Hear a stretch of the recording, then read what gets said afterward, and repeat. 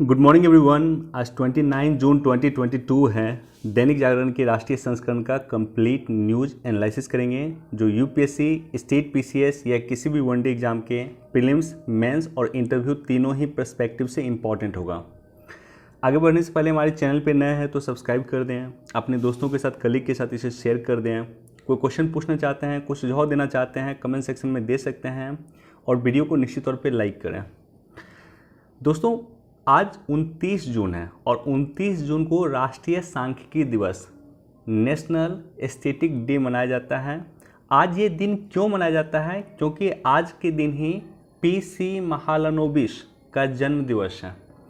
PC Mahalanobis यानी प्रशांत चंद्र महालनोबिस का जन्म दिवस आज है और उन्हीं के जन्म दिवस के अवसर पे प्रत्येक वर्ष 29 जून को राष्ट्रीय सांख्यिकी दिवस मनाया जाता है।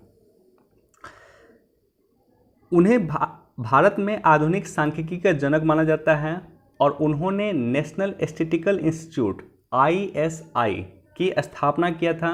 योजना आयोग जो आज हम लोग देखते हैं वर्तमान में, जो नीति आयोग है, ये पहले योजना आयोग था और योजना आयोग को बेसिकली आकार देने का काम इन्होंने ही किया था, पीसी महालनोबिस ने ही किया था।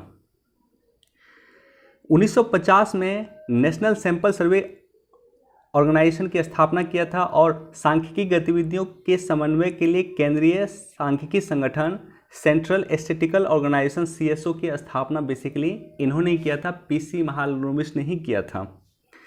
इन्होंने भारत की दूसरी पंचवर्षीय योजना जो 1956 से लेकर के 61 तक रही, इस योजना के वास्तुकार बेसिकली पीसी महालनोबिस ही थे।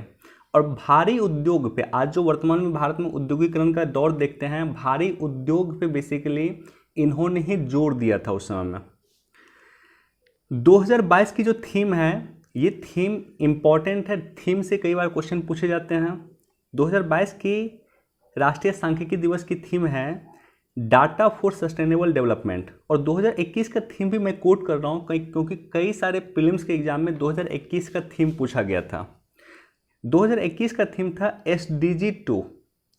17 सस्टेनेबल डेवलपमेंट गोल हैं, सभी को आप लोग याद कर लीजिएगा, देख लीजिएगा, क्वेश्चन पूछे जाते हैं। यूपीपीसीएस का पेपर देखिएगा, 11वां, 12वां, 13वां और 14वां इस तरह का क्वेश्चन वो पूछ दिए हैं कि सस्टेनेबल डेवलपमेंट गोल 11वां नंबर पे क्या है, 12 नंबर पे क्या है। तो सभी आपको याद होनी चाहिए, मेंस में भी ये काफ़ी हेल्प करता है। तो 2021 का थीम था sustainable development goal number 2। Sustainable development goal number 2 में भूखमरी को समाप्त करने का प्रावधान किया गया है कि 2030 तक हम भूखमरी को समाप्त कर लेंगे। तो ये सब बेसिक इन्फॉर्मेशन है आज के दिन राष्ट्रीय सांख्यिकी दिवस के बारे में। दोस्तों, फर्स्ट पेज पे ये न्यूज़ है, एग्जाम पर्सपेक्टिव से तो बिल्कुल इम्पॉर्टेंट नहीं है, लेकिन मुझे लगता है कि कुछ पॉइंट मुझे यहाँ पे डिस्कस करना चाहिए।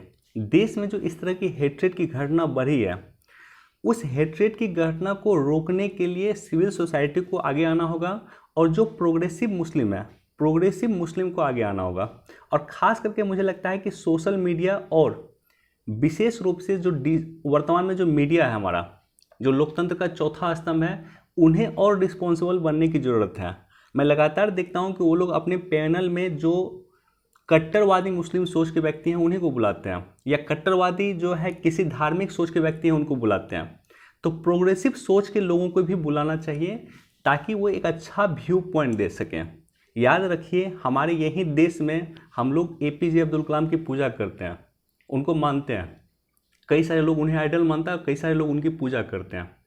तो प्रोग्रेसिव मुस्लिम को आगे आने की ज़रूरत है, प्रोग्रेसिव समाज को आगे बढ़ने की ज़रूरत है, प्रोग्रेसिव आइडियोलॉजी के लोगों को आगे आने की ज़रूरत है। तो इस तरह की घटना को रोका जाना चाहिए और इस पे इमीडिएटली एक्शन लिया जाना चाहिए। कल मैंने एक वीडियो शेयर किया था टेलीग्राम पे, मैंने बोला था कि जो हमारे देश के PM हैं, प्रधानमंत्री जी अभी UAE के दौरा पे हैं, और जब भी PM का दौरा हो, राष्ट्रपति का दौरा हो या उपराष्ट्रपति का दौरा हो, जिस देश में दौरा हो, उस देश के साथ भारत के रिलेशन को जरूर आप लोग देख लीजिए। तो UAE पे मैंने एक सेपरेट वीडियो बनाया था, उसका लिंक मैंने टेलीग्राम पे शेयर किया था। आप लोग टेलीग्राम नहीं ज्वाइन किए हैं तो जाकर के ज्वाइन कर लीजिएगा, लिंक डिस्क्रिप्शन में मिल जाएगा।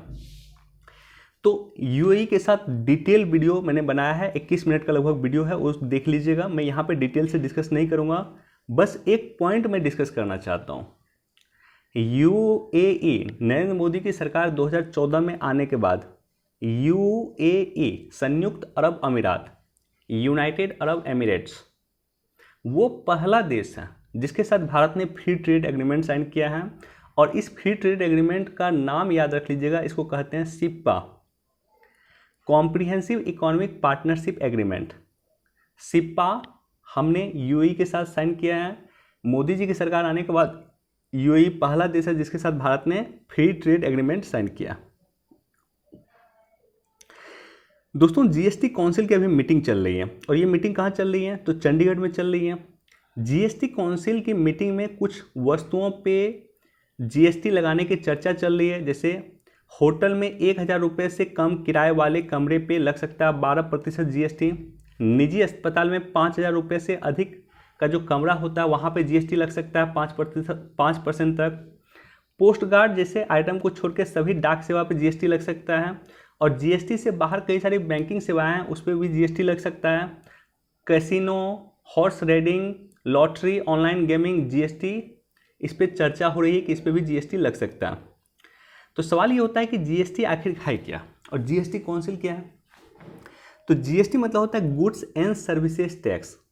इसका मतलब होता है कि जितने भी हमारे पास केंद्र स्तर के और राज्य स्तर के, दोनों स्तर के जितने भी अप्रत्यक्ष कर थे, लगभग सभी कर को मिला करके जीएसटी की स्थापना किया गया। यानी अब एक ही कर होगा, एक देश एक कर। तो इनडायरेक्ट टैक्स जो है उसका समूह है जीएसटी। डायरेक्ट टैक्स इसमें शामिल नहीं, इनडायरेक्ट टैक्स शामिल है इसमें। और जहाँ तक रही जीएसटी काउंसिल की बात, तो जीएसटी काउंसिल की शुरुआत जो किया गया था 101वां संविधान संशोधन के द्वारा एक नया आर्टिकल जोड़ा गया संविधान में 279A। 279A के द्वारा जीएसटी काउंसिल की स्थापना किया गया। अब वैसा निकाय जिसका स्थापना संसद के किसी एक्ट के द्वारा किया जाता है उसे सांविधिक निकाय कहते हैं, लेकिन वैसा निकाय जिसकी स्थापना संविधान के द्वारा किया जाता है उसे संवैधानिक निकाय कहते हैं। तो जीएसटी काउंसिल को आप लोग एक संवैधानिक निकाय कह सकते हैं, एक कॉन्स्टिट्यूशनल बॉडी कह सकते हैं, क्योंकि कॉन्स्टिट्यूशन में इसको लेकर के प्रावधान किया गया। जीएसटी काउंसिल को लीड करते हैं union finance minister Shri Nirmala Sitharaman, अभी हमारे देश की यूनियन फाइनेंस मिनिस्टर हैं, ये इनको लीड करते हैं। और यूनियन स्टेट मिनिस्टर जो होते हैं, जो भी स्टेट मिनिस्टर होते हैं, वित्त मंत्री होते हैं, राज्यों के वित्त मंत्री होते हैं, वो इसके सदस्य होते हैं। राज्यों का मान जो है टोटल 2/3 होता है, और केंद्र का जो मान होता है 1/3 होता है। और सुप्रीम कोर्ट ने हाल फिलहाल में एक निर्णय में देते हुए कहा था कि जीएसटी काउंसिल जो है उसकी जो निर्णय होगा वो राज्यों पे बाध्यकारी नहीं होगा। ये माननीय सर्वोच्च न्यायालय ने टिप्पणी किया था। और वर्तमान में 47 जीएसटी काउंसिल की मीटिंग चल रही है चंडीगढ़ में। अब देखिए, इस मीटिंग में अगर मान लीजिए कुछ निर्णय लिया जाता है कि ये सब वस्तु पे जीएसटी लगेगा, तो उसके बारे में थोड़ा सा आप लोग देख लीजिएगा।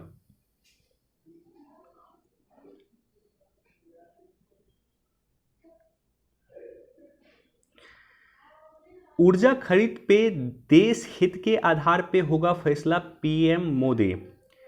देखिए, हम लोग अभी खरीद रहे हैं रूस से ऊर्जा, तेल खरीद रहे हैं। क्यों? क्योंकि हमें लगभग 20 से 25% सस्ता मिल रहा है।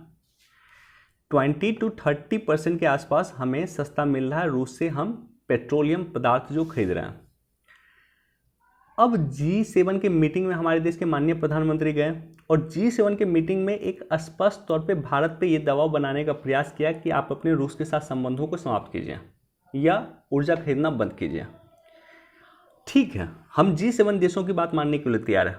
तो क्या जितना सस्ता हमें रूस प्रोवाइड कर रहा है पेट्रोलियम पदार्थ, क्या अमेरिका उतना सस्ता हमें प्रोवाइड कर सकता है? तो बिल्कुल नहीं। तो जब आप हमें इतना सस्ता प्रोवाइड नहीं कर सकते, तो भारत अपने हित को देखेगा ना। तो इसलिए ऊर्जा खरीद पे ये जो है भारत अपने हित को नज़र रखेगा, यानी अपने हित के अनुसार भारत निर्णय लेगा। यानी हम रूस से तेल खरीदते रहेंगे, सस्ता तेल हम मंगाते रहेंगे रूस से। एकल उपयोग प्लास्टिक पे प्रतिबंध के लिए काफ़ी समय दिया गया, भूपेंद्र यादव। देखिए, इंपॉर्टेंट है, आज 29 तारीख है और लगभग 2-3 दिन के बाद 1 तारीख से, 2 तारीख नहीं 1 तारीख से 1 जुलाई 2022 से सिंगल यूज़ प्लास्टिक बैंड हो जाएगा। लगभग इसमें 19 ऐसे उत्पाद हैं सिंगल यूज़ प्लास्टिक में जिसको पूरी तरह से बैन हो जाएगा। अगर इसको यूज करते हुए कोई पकड़ा गया तो उस पर दंडनीय कार्रवाई हो सकता है। तो ये कहना है हमारे देश के पर्यावरण मंत्री का, और हम लोग पहले से जान रहे हैं कि सिंगल यूज़ प्लास्टिक जो है वो बैन हो रहा है 1 जुलाई 2022 से।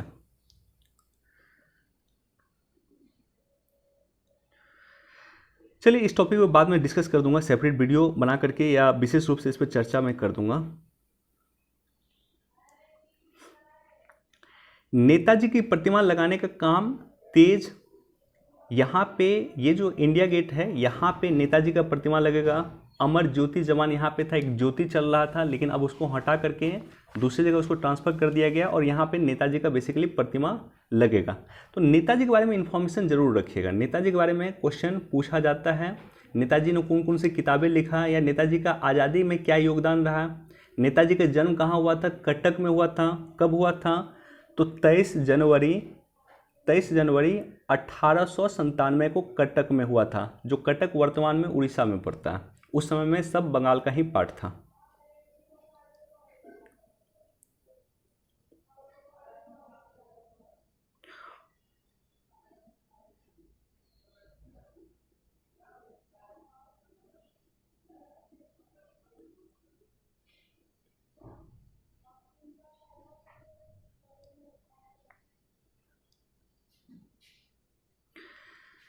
दोस्तों यहाँ पे संत तिरुवल्लुर के बारे में यहाँ पे एक प्रतिमा का उनका उद्घाटन नहीं किया गया, इसको रिकंस्ट्रक्ट किया जा रहा है। 133 फीट की प्रतिमा और ये कन्याकुमारी में है। तो जब भी इस तरह का किसी ऐतिहासिक पर्सनालिटीज़ का जिक्र हो तो उनके बारे में आप लोगों को बेसिक जाकर के पढ़ लेना चाहिए। तो संत तिरुवल्लुर के बारे में बेसिक आप लोग जाकर के पढ़ लीजिएगा, अपने बुक में आपको मिल जाएगा।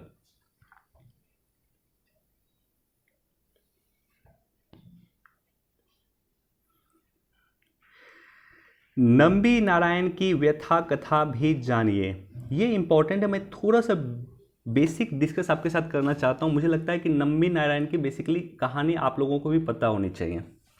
नंबी नारायण के कहानी के आधार पे एक मूवी आ रही है, I think the rocketry man उस मूवी का नाम है, जिसमें आर माधवन जिसमें लीड कर रहे हैं, जो नंबी नारायण का रोल प्ले कर रहे हैं। अब नंबी नारायण वर्तमान में चर्चा में क्यों है? देखिए, वर्तमान में 2 लोगों को माननीय सर्वोच्च न्यायालय के टिप्पणी के बाद 2 लोगों को गिरफ्तार किया गया, जिसमें एक तिस्ता सितलवारा है और एक आरबी श्री कुमार है। तिस्ता सितलवार को 2007 में पद्मश्री अवार्ड भी दिया गया। आप सोच कर देखिए, 2002 के गुजरात दंगे में जो उन्होंने मानवीय सहायता किया, इसके आधार पर 2007 में उन्हें पद्मश्री अवार्ड दिया गया। अभी की स्टोरी ये है कि तिस्ता सितलवार ने कई सारे जो दंगा पीड़ित थे, 2002 का जो गुजरात दंगा हुआ, कई सारे जो दंगा पीड़ित थे उनको बुला करके उनका एक व्यथित चित्र लेने का प्रयास किया, उनका वीडियो रिकॉर्डिंग किया और उसे अरब देशों में भेज करके कि हाँ हम इसके वेलफेयर के लिए काम कर रहे हैं, वो लोग पैसा मंगाते थे। तो इस तरह से काम वो लोग करते थे बेसिकली।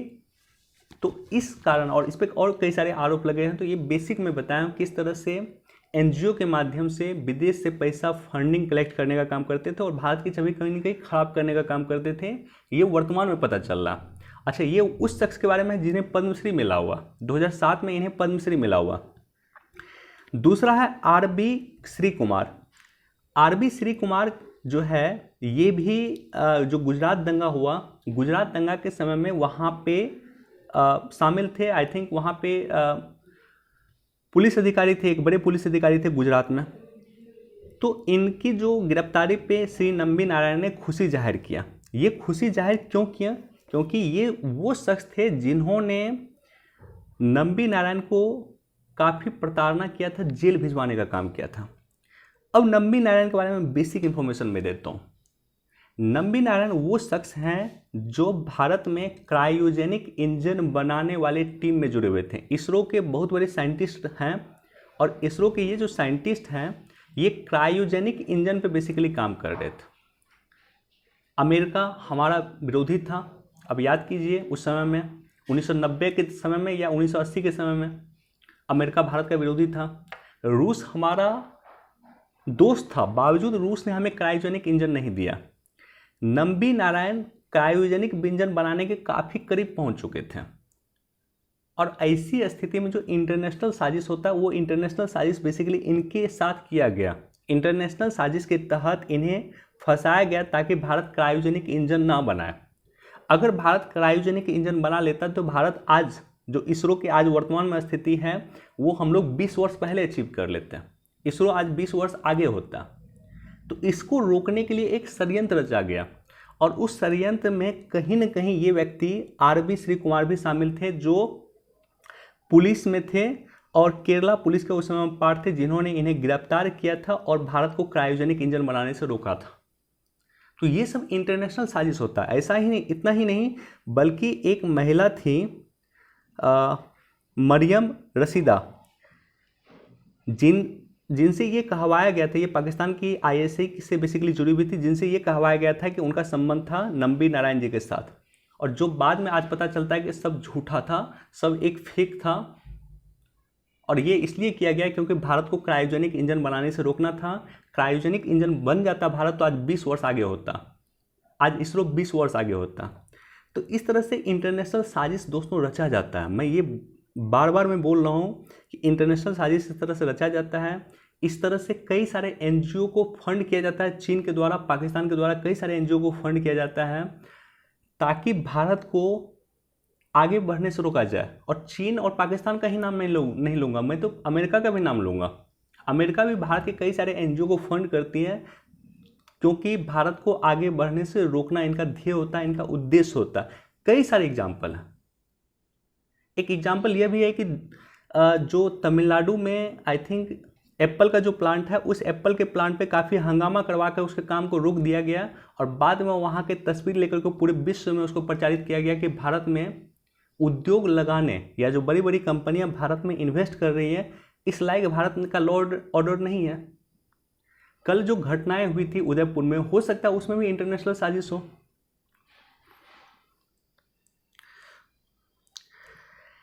नवीकरणीय ऊर्जा के क्षेत्र में प्रगति।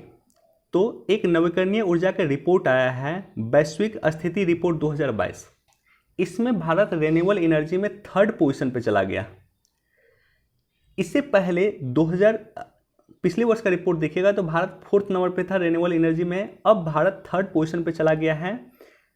तो ये एक इम्पॉर्टेंट इनिशिएटिव है नवीकरणीय ऊर्जा को लेकर के, वैसे भी भारत काफ़ी कार्य कर रहा है।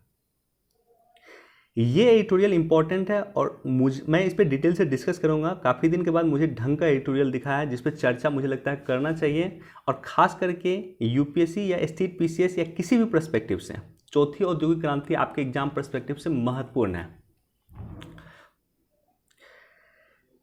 पहली औद्योगिक क्रांति जो हुआ था, बेसिकली भाप जो होता है, जेम्स वाट ने आविष्कार किया था भाप ट्रेन का, 1765 में किए थे। तो भाप ऊर्जा से बेसिकली संचालित हुआ था पहली औद्योगिक क्रांति। दूसरा हुआ था विद्युत ऊर्जा से, जो 1900 से लेकर के 1914 तक माना जाता है। तीसरा कह सकते हैं सूचना, इलेक्ट्रॉनिक्स और सूचना प्रौद्योगिकी पे हुआ था, जो कंप्यूटर वगैरह बनता है, लैपटॉप बनता है, मोबाइल बनता है, इससे संबंधित है तीसरा। और चौथा इंडस्ट्रियल रिवॉल्यूशन 4.0, चौथी औद्योगिक क्रांति, जिसका कई सारा पार्ट है, जिसके पार्ट की अगर मैं चर्चा करूं आपके साथ तो बिटकॉइन है, blockchain technology, machine learning, robotics, 3D printing, augmented reality, artificial intelligence, internet of things और कई सारा पार्ट। तो भारत चौथी औद्योगिक क्रांति में विश्व में महत्वपूर्ण भूमिका निभा रहा है, ये माननीय प्रधानमंत्री जी ने जर्मनी में अपने संबोधन में कहा है। तो इसी कारण ये एडिटोरियल दिया गया। अब देखिए चौथी औद्योगिक क्रांति, उद्योग 4.0 वर्ल्ड इकोनॉमिक फोरम की 2016 में जो आयोजित किया गया था, दावोस में होता है इसका आयोजन, उसकी थीम थी IR 4.0। और उसके बाद फिर से विश्व स्तर पे चौथी औद्योगिक क्रांति की चर्चा किया जाने लगा कि हम लोग तीसरी औद्योगिक क्रांति से आगे बढ़ गए हैं, चौथी औद्योगिक क्रांति की तरफ मूव कर रहे हैं। 2018 में चौथी औद्योगिक क्रांति का एक केंद्र भारत में स्थापित किया गया था, मुंबई में किया गया था। चौथी औद्योगिक क्रांति के लिए वर्ल्ड इकोनॉमिक फोरम ने विश्व का चौथा केंद्र भारत में किया था और मुंबई में इसकी स्थापना किया गया था। भारत में इसके लिए नोडल एजेंसी है नीति आयोग। नीति आयोग बेसिकली इसके लिए काम कर रही है, समन्वय कर रही है। अच्छा, दूरसंचार मंत्री हैं अश्वनी वैष्णव जी, उन्होंने कहा है कि 5G की ट्रायल सितंबर महीने में शुरू हो जाएगी और दिसंबर महीने में भारत के 20 से 25 शहर में 5G टेक्नोलॉजी होगा। अब बिना 5G टेक्नोलॉजी के चौथी औद्योगिक क्रांति को लाना बहुत मुश्किल है, क्योंकि फास्ट स्पीड चाहिए हमें वर्चुअल रियलिटी क्रिएट करने के लिए, इंटरनेट ऑफ थिंग्स के लिए, इस सब के लिए हमें बहुत फास्ट इंटरनेट चाहिए जो 5G में हमें अवेलेबल होगा। तो भारत के लिए अवसर कैसे है, क्योंकि वर्ल्ड इकोनॉमिक फोरम ने चौथी सेंटर मुंबई में खोला है। भारत पहली, दूसरी और तीसरी औद्योगिक क्रांति में भाग नहीं लिया, चौथी में भारत सशक्त भूमिका निभा रहा है। भारत में डेमोग्राफिक डिविडेंड है, एवरेज आयु हमारा 28 या 29 वर्ष का है। तो हमारी जो जनसंख्या है वो नवीन जनसंख्या है, युवा जनसंख्या है। जापान की औसत आयु 45 वर्ष है, अमेरिका की लगभग 40 वर्ष है। तो सब बूढ़ा हो चुका है, भारत जवान हो रहा है। तो इसलिए चौथी औद्योगिक क्रांति में भारत महत्वपूर्ण भूमिका निभा सकता है। IT सेक्टर में भारत की मजबूत स्थिति है और भारत एक बड़ा बाजार है। इसी तरह से PM मोदी का अगर आप देखिएगा तो 4D थ्योरी PM मोदी ने दिया था। डेमोग्राफी है भारत के पास, डिमांड है, डेमोक्रेसी है, लोकतंत्र है और डिसाइसिवनेस है, यानी निर्णय लेने की क्षमता। तो ये सब कारण है कि भारत चौथी औद्योगिक क्रांति में महत्वपूर्ण भूमिका निभा रहा है। अब देखिए भारत के पास चुनौतियां क्या। पहली चुनौती ये है कि हमारे 90% से अधिक श्रमिक असंगठित क्षेत्र में काम करते हैं। दूसरा ये है कि कौशल श्रमिक का भारत में अभाव है। महज 2% जो श्रमिक हैं वो स्किल्ड लेबर हैं, महज 2% ही लोग स्किल्ड लेबर हैं, यानी कौशल श्रमिक हैं। SDI रैंकिंग में भारत पीछे है। SDI रैंकिंग में पीछे इसका मतलब है कि भारत शिक्षा में पीछे है, भारत पर कैपिटा इनकम में पीछे है और भारत स्वास्थ्य में भी पीछे है। मानक संस्थान की कमी है और निरीक्षण की कमी है। तो ये सब कुछ पॉइंट ऐसा है जिससे आपको पता चलेगा कि भारत चौथी औद्योगिक क्रांति में भारत के लिए क्या क्या चुनौती है। लेकिन चुनौती कुछ भी हो, सबसे इंपॉर्टेंट है कि भारत की जनसंख्या नवीन जनसंख्या, युवा जनसंख्या है, इसलिए भारत चौथी औद्योगिक क्रांति में महत्वपूर्ण भूमिका निभा रहा है। डायरेक्ट बेनिफिशियरी ट्रांसफर से जुड़ेंगे सहकारी बैंक। देखिए इसका भी डाटा है मेरे पास कि इसको जब लाया गया था तब तो लगभग 80,000 करोड़ का इससे बचत हुआ था। डायरेक्ट बेनिफिशियरी ट्रांसफर से सरकार को 80,000 करोड़ का बचत हुआ था। उसका रीज़न ये था कि डायरेक्ट बेनिफिशियरी ट्रांसफर मतलब होता है कि डायरेक्टली जो बेनिफिशियरी है, डायरेक्टली जो लाभार्थी है उसके अकाउंट पे ट्रांसफर। तो इसके ऑनलाइन उन लोगों का डाटा रहता है और ऑनलाइन डाटा रहता है तो बीच का बिचौलिया तंत्र समाप्त हो गया था और साथ ही साथ कई सारे जो फर्जी नाम थे वो भी समाप्त हो गए थे। आधार आने के बाद ये सब इम्प्रूवमेंट हुआ। तो अब इसको सहकारी बैंक से भी जोड़ा जाएगा। रिलायंस जियो में आकाश युग की शुरुआत। तो अब जो रिलायंस इंडस्ट्रीज़ के मालिक हैं मुकेश अंबानी, उसका बेटा है आकाश अंबानी, अब ये कारोबार संभालने की कोशिश में लगा हुआ है या संभालने का प्रयास करेगा। अब वैष्णव ने ई-लर्निंग पोर्टल डाक कर्मयोगी की शुरुआत किया। हमारे देश के डाक मंत्री, दूरसंचार मंत्री अश्वनी वैष्णव जी ने डाक कर्मयोगी पोर्टल लॉन्च किया। ये बेसिकली डाक विभाग में जो काम करते हैं कर्मचारी, उनके प्रशिक्षण को बढ़ाएगा। इसी के लिए ये पोर्टल लॉन्च किया गया, डाक कर्मयोगी।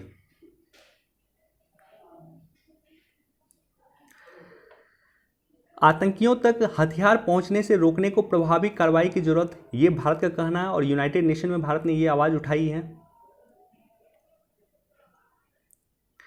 अब देखिए G7 के बैठक जो हुई है, ये जो कोर बैठक, यहाँ पे G7 के देश ही आपको दिखेंगे। भारत G7 का सदस्य नहीं है लेकिन आमंत्रित किया गया था। तो आर्थिक रूप से उन्हें चोट पहुँचाने पर G7 के देश एक सहमत हैं। चलिए इतना ही न्यूज़ था। वीडियो देखने के लिए आप सभी का धन्यवाद। Thank you so much. Please do like, share and subscribe. Thank you.